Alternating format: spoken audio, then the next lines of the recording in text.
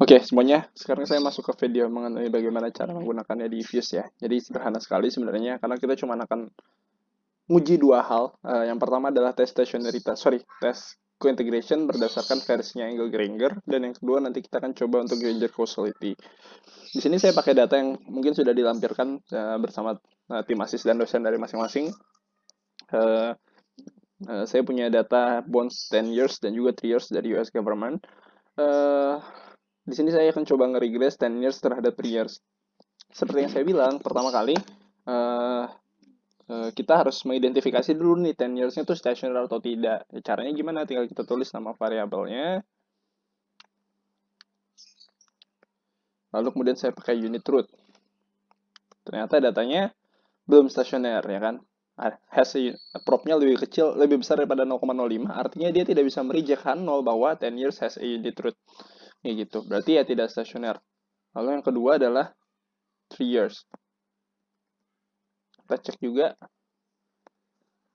Ternyata dia juga belum stasioner karena lebih besar daripada 0,05, 0,6462.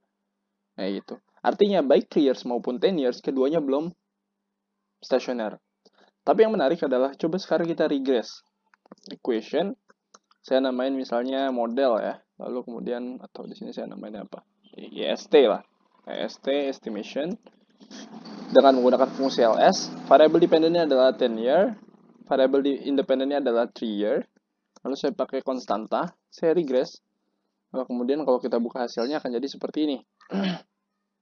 Oke. Nah, setelah itu residunya kita coba ambil. Seperti yang berdasarkan definisinya Granger tadi. Setelah di regress, residunya kita ambil. Caranya gimana? Kita bisa pakai fungsi EST yang tadi model equation yang kita run. Lalu kemudian kita panggil fungsinya makeResid. Lalu saya tulis U sebagai nama variabel dari residu. Nanti akan muncul hal seperti ini teman-teman U-nya. Terakhir adalah U-nya kita coba tes unit root.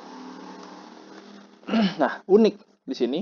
Kenapa? Karena ternyata data kita, kalau kemudian kita lihat si variabel 10 year, belum stasioner, 3 year, belum stasioner, tapi residunya sudah stasioner. Inilah kondisi yang disebut sebagai co-integration berdasarkan definisinya Angle Granger. Kayak gitu. Dampaknya apa di sini? Kenapa kemudian bisa seperti itu? Di sini kita lihat propnya lebih besar daripada 0,05, ini juga lebih besar daripada 0,05. Tapi yang U-nya lebih kecil daripada 0,05. Kayak gitu. Nah, yang menarik juga adalah di sini kalau kita lihat variabel dependent, artinya apa? Dari situ kemudian kita bisa melihat hasil regresinya secara langsung, meskipun keduanya ini belum distasionerkan atau belum di difference. Artinya apa? Kita bisa tahu bahwa variabel atau koefisien dari 3 years dan 10 years adalah minus 0,795967 dari 10 years. Gitu. Jadi pengaruhnya 3 years ke 10 years adalah sebesar ini, atau ini adalah jarak selisihnya antara 10 years dan 3 years in the long term. Nanti kita akan belajar short term effect-nya seperti apa di error correction model. Nanti ada pembahasannya sendiri. Tapi sekarang baru di sini dulu. Artinya apa? Hasil regresi ini sudah bisa kita percaya tanpa harus melakukan stasionaritas terlebih dahulu.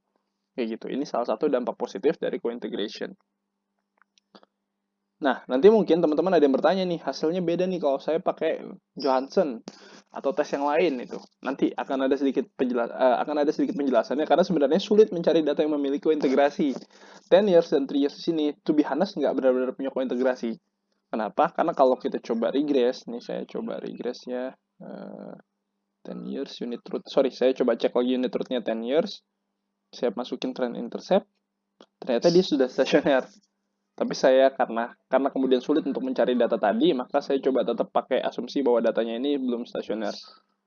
Kayak gitu. Jadi sebenarnya si 10 years ini bisa dikatakan stasioner, bisa dikatakan tidak. Dan kalau dianya tidak stasioner, 3 years-nya kalau 10 years-nya sudah stasioner dan 3 years-nya ini belum stasioner, nggak bisa dicek co-integration karena level differencing-nya beda. Syarat dari co-integrasi adalah sama-sama I1, sama-sama I2. Kalau satu yang I0, satu yang I1 nggak bisa. Dalam kasus tadi 10 years, kalau kita masukin efek intercept dan juga trend, ternyata dia sudah stasioner, sudah I0. Sedangkan 3 years sudah I1, masih I1. Maka ya akhirnya nggak stasioner sebenarnya dan nggak ada kointegrasi di sana. Kalau sama-sama I0 gimana? Udah pasti nggak ada kointegrasi. Karena kointegrasi muncul dari kedua data yang belum stasioner. Kayak gitu ya.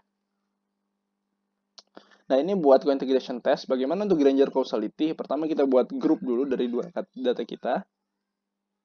Namanya misalnya saya namain GR1 ya. GR1 atau GR lah ya. Saya namain isinya adalah 10 years dan isinya adalah 3 years. Setelah saya buat GR-nya, GR ini saya panggil dengan fungsi cause. Nanti akan muncul tabel seperti ini. Di sini cara bacanya gimana? 3 years does not, null hypothesisnya adalah 3 years does not Granger cause 10 years. Jadi 3 years tidak menyebabkan definisinya Granger 10 years gitu. Di sini propnya lebih kecil daripada 0,05. Berarti kita reject hipotesis 0 ini. Artinya apa? 3 years adalah Granger cause-nya 10 years.